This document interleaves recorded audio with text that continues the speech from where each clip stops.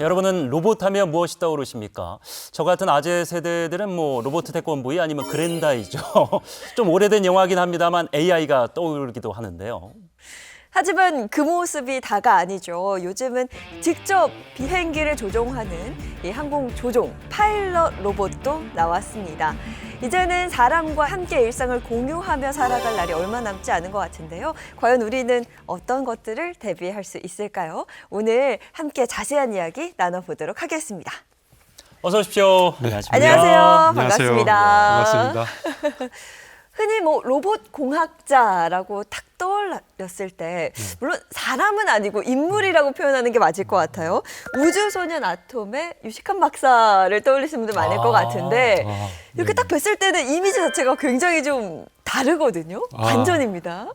저는 로봇공학자이고요. 한양대학교 로봇공학과 교수로 있고 A로봇의 CTO로 재직 중입니다. 우리나라에서 가장 유명한 로봇 공학자입니다.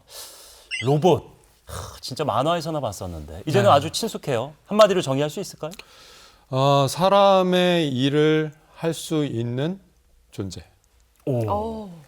좀 공격적이죠. 예. 네. 좀 무서움을 느낄 수도 있는데 그런데 우리 사실 사람의 일을 대신하기 위해서 여러 기계들을 만들어 왔습니다. 달리고 싶지 않은 상황에서 빨리 가고 싶을 때 우리는 자동차를 타죠. 예. 네. 그것도 일종의 사람의 일을 대신해 주는 어떤 기계예요.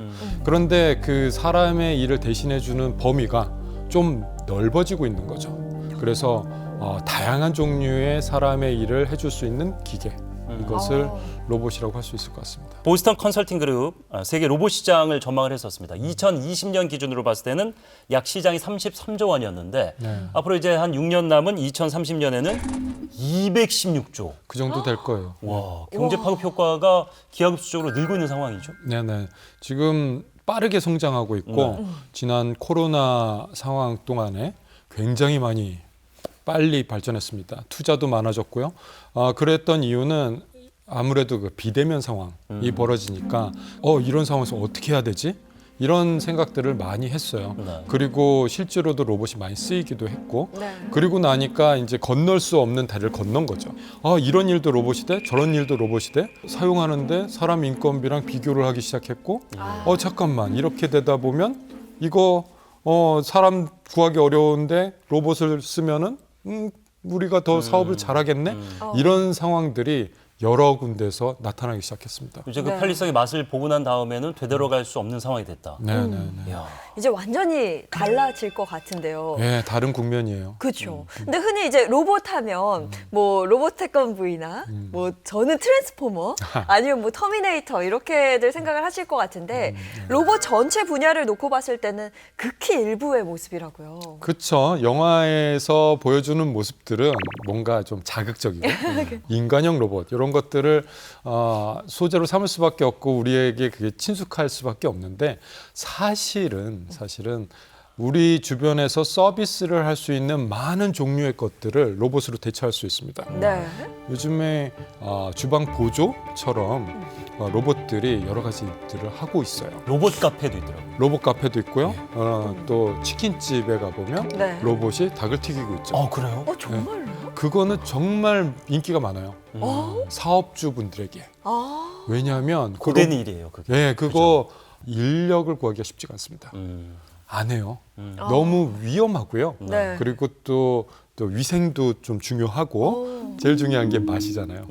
적당한 시간에 적당한 튀김옷을 딱 맞춰줘야 되는데 네. 인간들은 됐어 이 정도면 돼. 그리고 막 끝내버려요. 바쁘고 똑같은 그러면. 브랜드의 체인인데도 여기서는 더 맛있고 네네. 저기서는 맛이 없고 같은 재료를 할 텐데 그렇죠, 네. 그렇죠. 그 일률적인 그 기준을 맞출 수 있는 거잖아요. 로봇은. 그렇죠. 그래서 로봇이 쓰여졌을 때 네. 정말 효용성이 있는 부분, 사람이 하기가 좀 쉽지 않은 부분들 위주로 지금 로봇들이 쓰이기 시작했습니다. 네.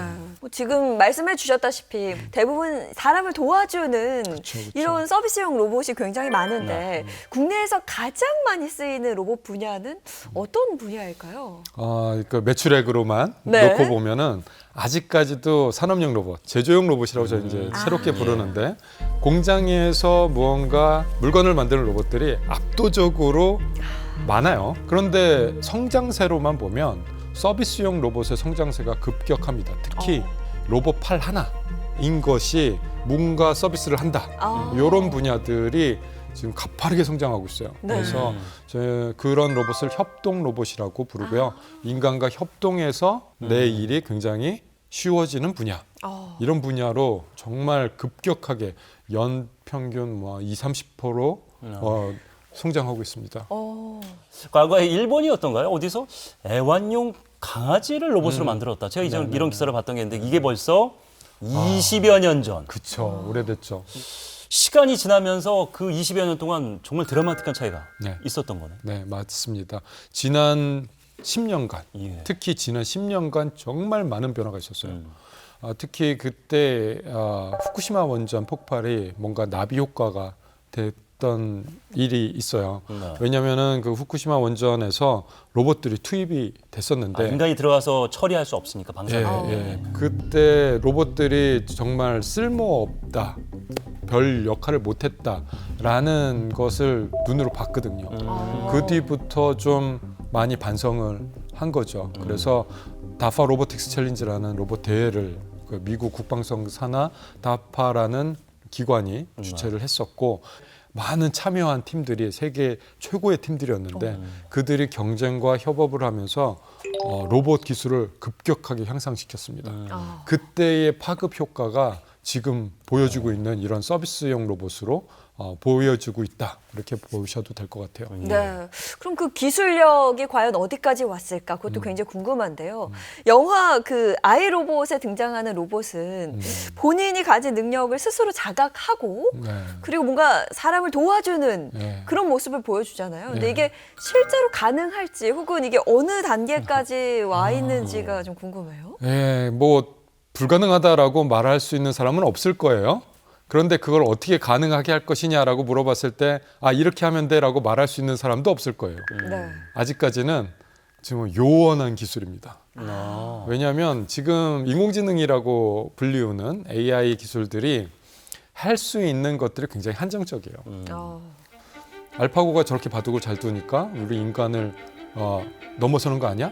라고 하는 게 아니라 너 바둑 말고 할 줄 아는 게 또 뭐 있어? 라고 이렇게. 장기 둘 줄 알아? 뭐 이렇게? 그렇죠. 뭐 장기 뭐 그것까진 좋아요. 너 라면 끓일 줄 알아? 뭐 이런 거. 인간처럼 이것저것 막 다 하고 임기응변하고 무언가 창의력을 바탕으로 감수성을 바탕으로 공감 능력을 바탕으로 무언가 한다? 이거는 정말 요원한 거죠. 그래서 아직까지 실마리를 못 찾았습니다. 이제. 그러면 그냥 영화는 영화다라고 생각을 해야겠네요. 막 감정을 나누고 뭔가를 공유하고 그런 거는 왜 그런 로봇이 좀 필요한 상황이에요? 아니요, 불안해서요.